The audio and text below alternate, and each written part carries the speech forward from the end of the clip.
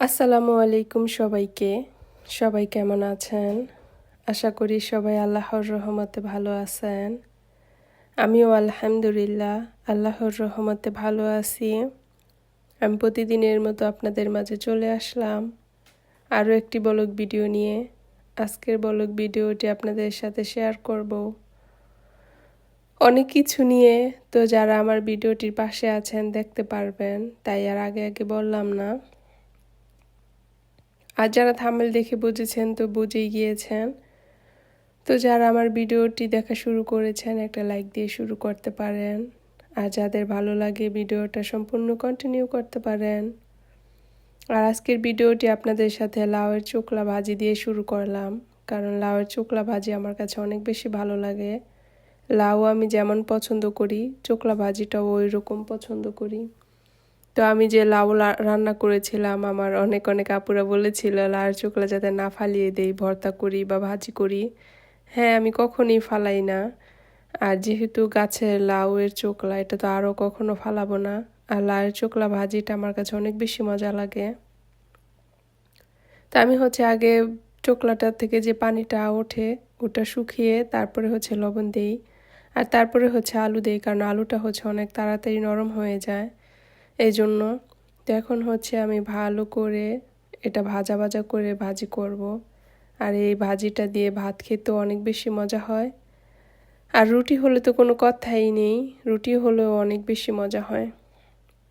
জানি আপনাদের কাছেও অনেকের কাছে ভালো লাগবে। অনেকেই এরকম ভাজি করে রান্না করে খায়। এটা সোয়াব করার কিছু নেই বা ফালিয়ে দেওয়ার কিছু নেই। এই জন্য আর কি আপনাদের সাথে আমি শেয়ার করলাম। আর আমার দৈনন্দিন লাইফস্টাইল যেমন, আপনাদের সাথে ওইরকমটাই শেয়ার করি।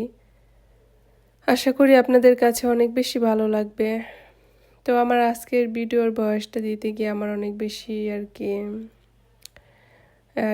অনেক বেশি ভয়েস দিতে ইচ্ছে করছিল না। আবার ব্যাকগ্রাউন্ডে সাউন্ড দিতে চাচ্ছিলাম না, কারণ দুইটা ভিডিওতে এমন কপিরাইট এসেছে এখন, এই জন্য আর ব্যাকগ্রাউন্ডে সাউন্ডও দিতে চাচ্ছি না, আর্নিংটা পুরোপুরি না হওয়া পর্যন্ত। তো এই পর্যন্ত আমি আজকে একটা রুই মাছ ভুনা করব। আর এই রুই মাছটা ভুনা করব আমার এক পাকিস্তানি বান্ধবীর জন্য। তো সে আমাদের মাছের ভাতের কথা শুনে সে বলেছে একদিন তোমাদের মাছ আমাকে খাওয়াবে, যে কেমন লাগে খেতে। তো এজন্য আমি বেছে রুই মাছ, আর ওরা যেহেতু এখানে বড় হয়েছে এজন্য ইলিশ মাছে অনেক বেশি কাঁটা থাকবে। তো আমি ভেবেছি একদিন ইলিশ মাছ ভেজে নিয়ে খাওয়াবো। আর রুই মাছটা যেহেতু একটু বড় বড় কাঁটা থাকে, এটা ফালিয়ে খেতে পারবে। এজন্য আমি রুই মাছ ভুনা করে নিয়ে গিয়েছিলাম। আর এই রুই মাছটা খেয়ে ও অনেক বেশি পছন্দ করেছে, যে অনেক বেশি মজা রুই মাছ। তো আমি বলেছি আরেকদিন ইলিশ মাছ খাওয়াবো, ইলিশ মাছও অনেক বেশি মজা, আমাদের জাতীয় মাছ যেহেতু। তাই আপনাদের কাছে থাম্বনেলে এটাই দিয়ে দিয়েছি। আজকে আর কি বলবো, আর কি থাম্বনেল দিব নিজেও চিন্তা করে পাই না। একটা ভিডিও দিতে গেলে থাম্বনেল চিন্তা করা, ভিডিওতে কি বলবো সেই ভাষা খুঁজে বের করা অনেক বেশি কষ্টদায়ক। ভিডিও যতটা ইউটিউব সহজ, অতটা সহজ না। আমি যেহেতু ফেসবুকে কোনো কিছুতে অ্যাক্টিভ নেই, আমি শুধু একটু ইউটিউবে অ্যাক্টিভ থাকি। আমার কাছে না ওইরকম করে সময় নেই, আবার দ্বিতীয়ত ভালো লাগে না বলতে আমার মোবাইলের দিকে একটু নেশাটা কম। আমি মোবাইল কম দেখি আগে থেকেই। মোবাইল বলেন, টিভি বলেন, এগুলো আমার কাছে কখনোই ভালো লাগে না, আমি দেখি না। তো ইউটিউবে আসা একটা শখের থেকে, যে কোনো একটা শখ থেকেই ইউটিউবে আসা হয়েছে। হুটহাট নিজের ইচ্ছা থেকেই চলে এসেছিলাম। তো এতটা যে প্যারা সেটা বুঝতে পারিনি, তো এখন বুঝতে পারি। তো আস্তে আস্তে প্যারাটা কমিয়ে ফেলবো, এত প্যারা নিতে পারতেছি না। প্রতিদিন ভিডিও দেওয়া, ভয়েস দেওয়া বা কমেন্ট করা একদমই সম্ভব হয়ে দাঁড়াবে না কিছুদিন পর থেকে। তো এই জন্য চিন্তা করেছি একদিন দুদিন পর পর ভিডিও দিব। যদি চ্যানেল ডাউন হয়ে যাবে, কোনো সমস্যা নেই। আর এখন একটু যতদিন পুরোপুরি সাকসেসটা না আসে ততদিন পর্যন্ত একটু কষ্ট করবো, এই আর আপনারা যদি ভালোবাসা দিয়ে পাশে থাকেন তাহলে অবশ্যই আমিও আপনাদের পাশে আছি। আর এখানে আমার মাছ রান্নাটা হয়ে গেছে, আর আমি একটু ধনেপাতা দিয়ে দিলাম। আর এখন হচ্ছে যেহেতু এখন গরমের সময় আমাদের এখানে চলতেছে, আর আমি হচ্ছে দই অনেক বেশি পছন্দ করি। আর এই দইয়ের ভিডিওটা দিতে গিয়ে হচ্ছে আমার মনটা খারাপ হয়ে গেছে। ছোটবেলার কথা মনে পড়ে যায় আর কি হুটহাট, কারণ আমি ছোটবেলা থেকে দই অনেক বেশি পছন্দ করতাম। আর দই খাওয়ার জন্য আমি সবসময় হচ্ছে আমার আব্বার সাথে বাজারে চলে যেতাম আর কি। বাজারে যখনই যেত সেটা সকালে বিকেলে, তো আমাকে সাথে নিয়ে যেত যাতে আমাকে যাতে দই মিষ্টি খাওয়াতে পারে। তো বয়সটা দিতে গিয়ে হচ্ছে আমি বয়সটা অফ করে দিয়েছি, কারণ দিতে পারতেছিলাম না, এই জন্য আর কি। আর বিদেশে চাইলেও এরকম করে সব কিছু সম্ভব হয় না, নিজে বানাতে পারি তাই আর কি মাঝে মধ্যে একটু খাওয়া হয়। আমি এখন ওইরকম করে খাইও না আর কি, খেতে ইচ্ছে করে না এখন। এই দইটা বানিয়েছি শুধু একটা ভাবির জন্য, শুধু আর কি তার জন্য পাঠাবো। আর শেষে যতটুক ছিল অতটুকু আর কি আমাদের জন্য আমি বানিয়ে রেখেছিলাম। আর আমি যখন এদেশে আর কি যেদিন আমি চলে আসব আর কি, এবছর যখন আর কি ছুটিতে 3 মাস দেশে গিয়ে থেকেছিলাম, তো যেদিন এদেশে চলে আসব, কারণ আমার আব্বা জানে আমি দই অনেক বেশি পছন্দ করি, তো আমি যেদিন চলে আসব ওই দিনও আর কি আমার জন্য দই নিয়ে গিয়েছিল। আর শুধু আমাকে বারবার বলতেছিল যে দইটা খাও, অনেক বেশি মজা আছে, খেয়ে দেখো।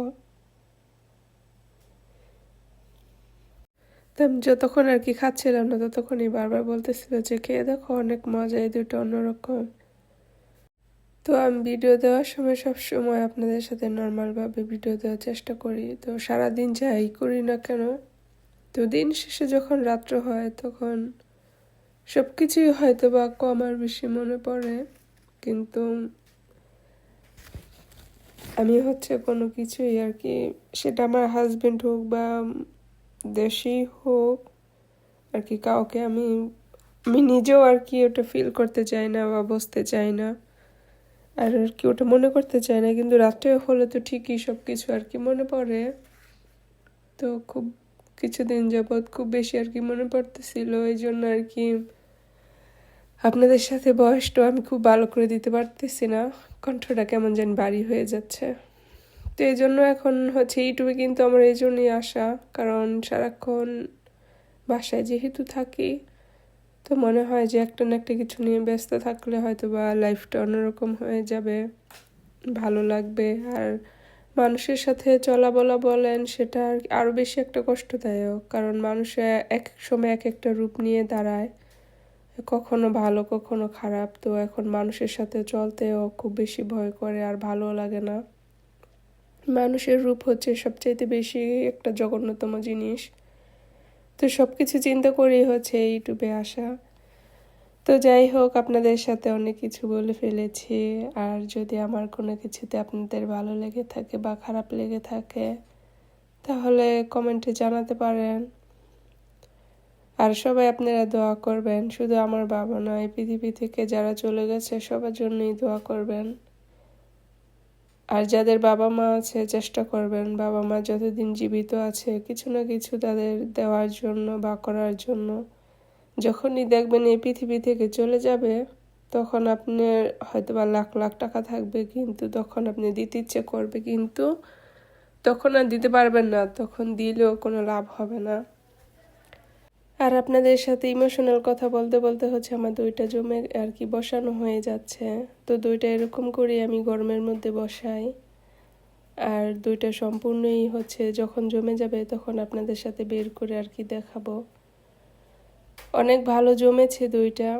তো আমি এই জন্য হচ্ছে দই অলরেডি খাওয়া অনেক কমিয়ে ফেলেছি, আর ওইরকম করে এখন আর খাইও না। আর যেহেতু দইটা দেখলাম আমার বেশি আর কি খারাপ লাগা কাজ করে, আর মনে পড়ে যায়। আর এই যে দেখেন দইটা মাশাল্লাহ জমেছে। তো আমার আজকের ভিডিওটি এই পর্যন্তই।